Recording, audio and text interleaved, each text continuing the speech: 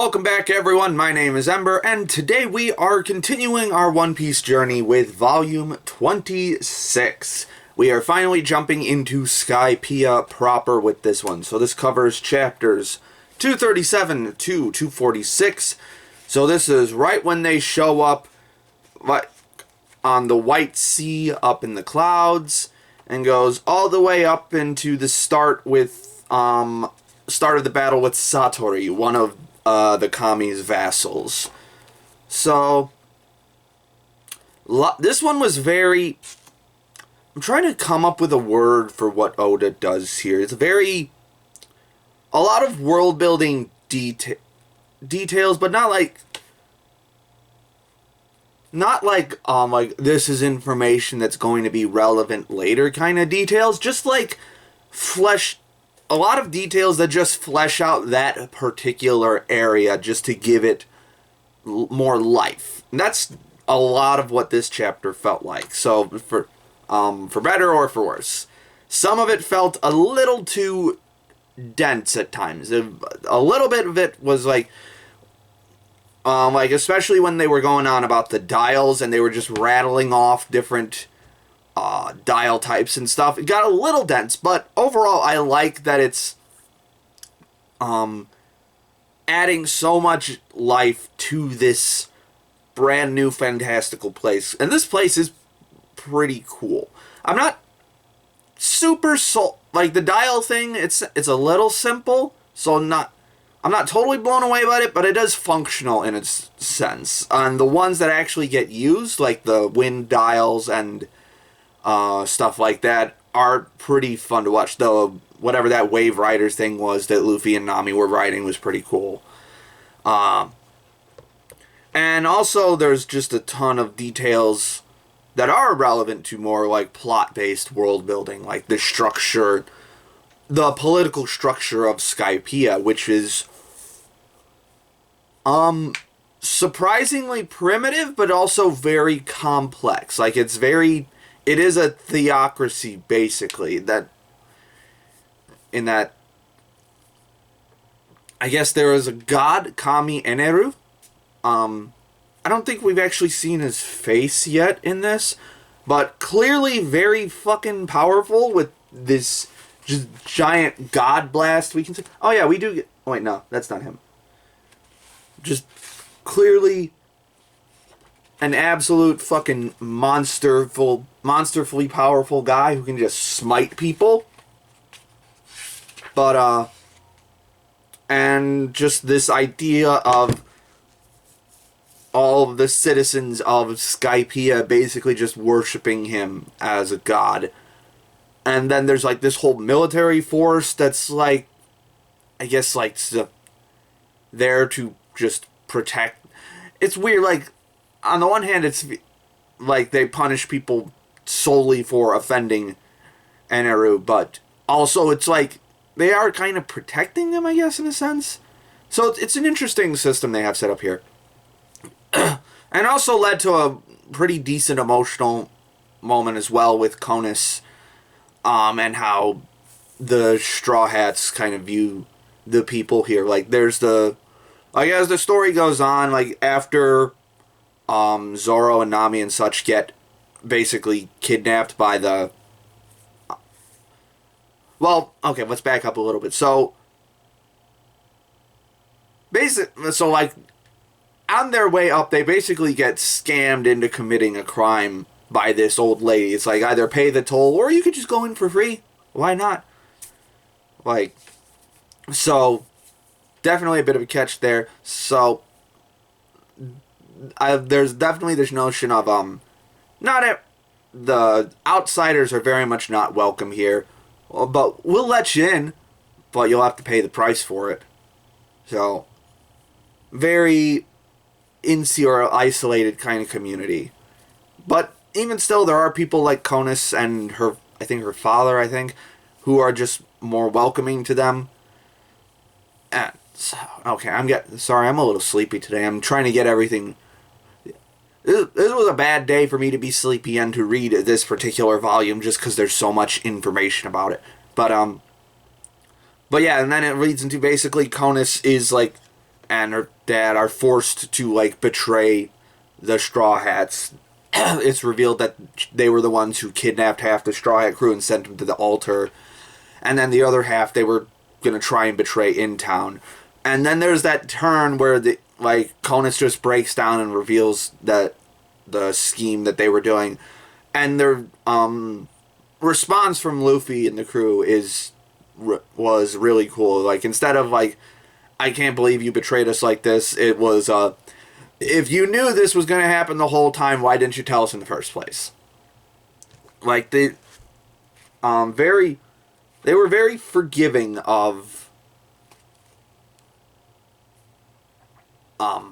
Conus, because they realized that she doesn't have much say in it. So this moment of, like, don't be upset by you having to conform to this society. You're just kind of trapped here. A surprisingly understanding stance for people for a group where half of their crew's been kidnapped and the other half is about to get almost obliterated. And then there's this fucking, what was this guy's name again? The old dude.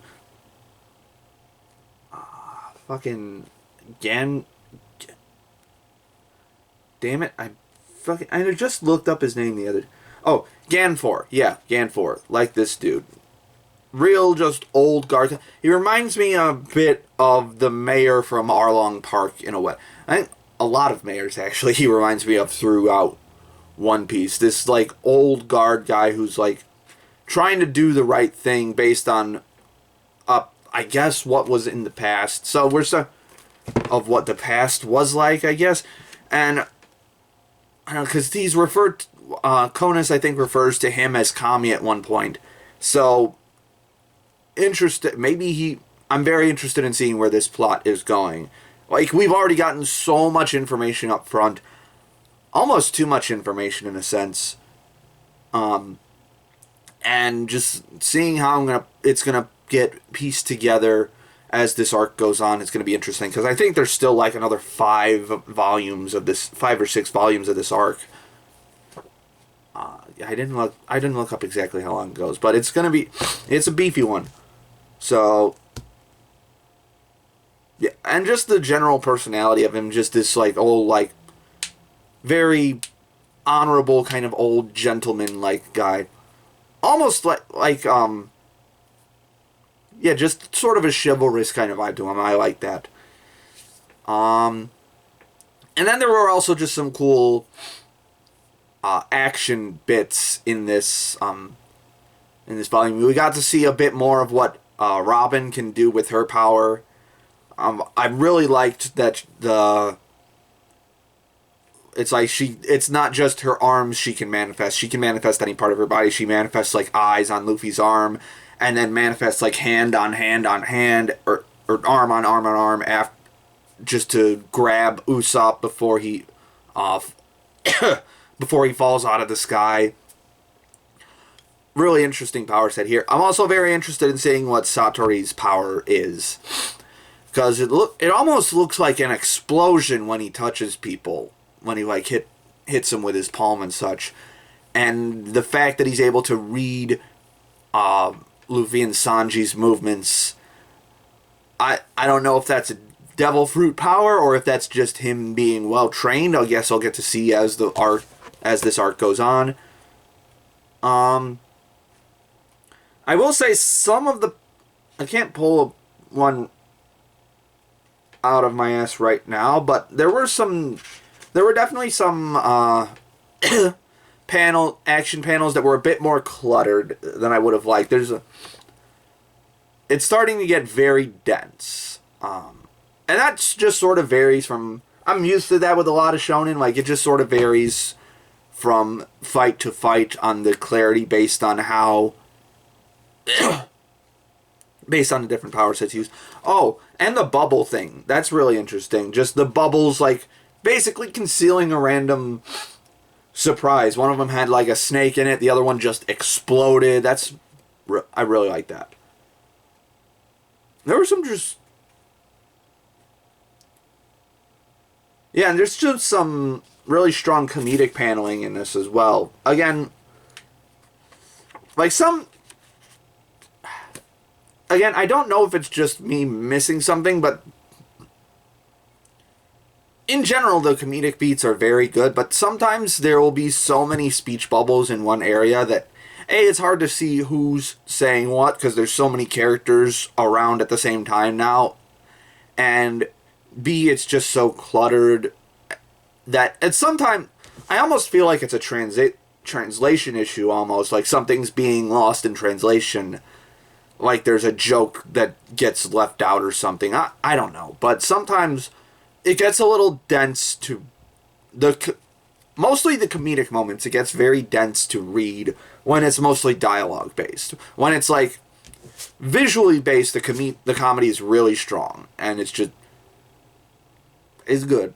So again, I was very tired today, so maybe I just missed something. Oh, this was one of my favorite little bits, like where Ganfor's bird is like transforming into a Pegasus, and then it's fucking derpy ass Pegasus.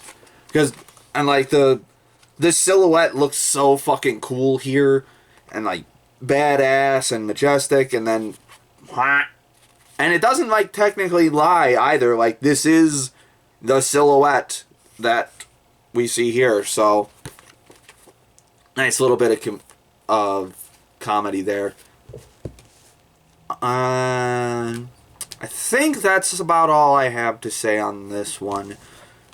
Again, lot of information to parse through right now, but overall, I am pretty fond of it. It definitely seems like made a bit of a detour of sorts. Like it's just like, oh, an island in the sky, let's go there. But that definitely fits in with Luffy's character of just like, that looks fucking cool, I want to go see it. And I have a feeling that's going to be a running theme as this story goes on, is just bending to the whims of Luffy and the other Straw Hats who just want some adventure, which is fun in a sense. I can understand how some people will find it a bit frustrating narratively, but I'm liking it so far. That's about it. So be sure to tune in tomorrow, and also be sure to like and subscribe and leave a comment and all that jazz. Yeah, I'm just really digging One Piece at this point. So in any case, my name is Ember, and I'll see you next time.